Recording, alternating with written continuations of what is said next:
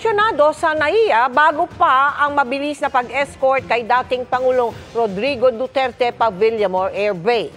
At kahit sa loob ng eroplano bago siya bumaba, tila inalmahan na ng dating Pangulo ang pag-aresto. Nakatutok si Maki Pulido.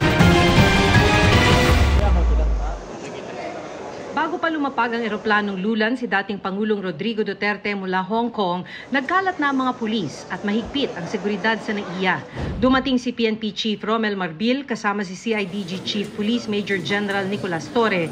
May kasama silang kinatawan ng Interpol o International Criminal Police Organization.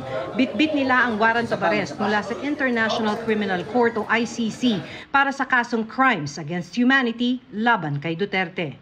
Sa loob ng eroplano, may kausap na si Duterte bago bumaba. Warrant of arrest. So, you will just have to kill me.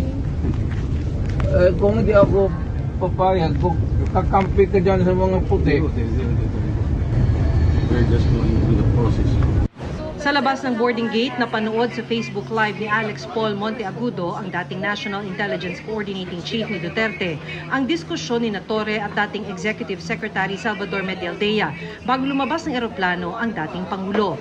Kuha ito sa tube o ang dinaraanan ng mga pasahero palabas ng eroplano patungo sa concourse ng airport.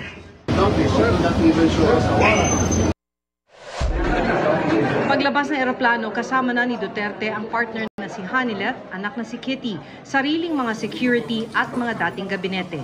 Sa Instagram Live ni Kitty, napanood ang diskusyon sa pagitan ni Duterte at Hanilet bago dumiretso sa VIP holding area ng NAIA Terminal 3. Asa si Bingbong? Bong! Bong! Bong, halika Bong, tinan mo.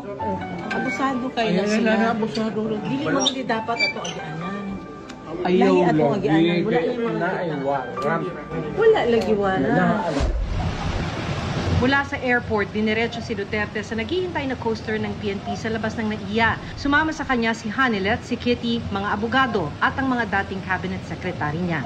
Para sa GMA Integrated News, Maki Pulido, nakatutok, 24 oras.